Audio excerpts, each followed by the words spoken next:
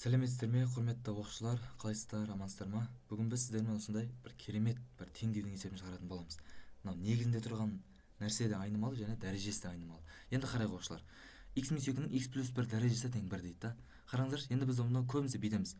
Жаңағыдай x минус 2-нің модуль ішінде x плюс 1 дәрежесі тең мына 1-ді типа x минус 2-нің 0 дәрежесі деп аламын да. Дұрыс қой? Дұрыс қой, оқушылар. Әдетте осы шығаратын ек қой.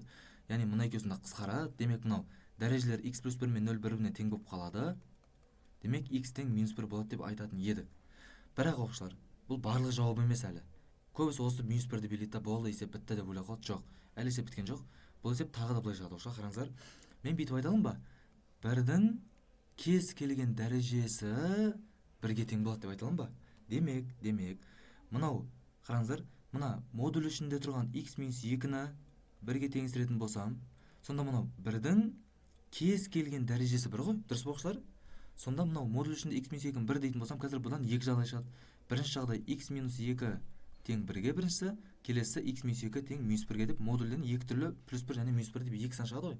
Сонда x-ің тең 3 болады екен біріншісі, ал келесі x-ің тең 1 болады екен. Демек менің жауабым 1, 3 және минус 1, ал түбірлердің қосынса деген ол бірінші түбірің минус 1, екінші түбірің 3, үшінші түбірің 1, барлығын қосатын болсақ 2 шығады, 2 емес 3 шығады екен оқушылар. Осымен тамам.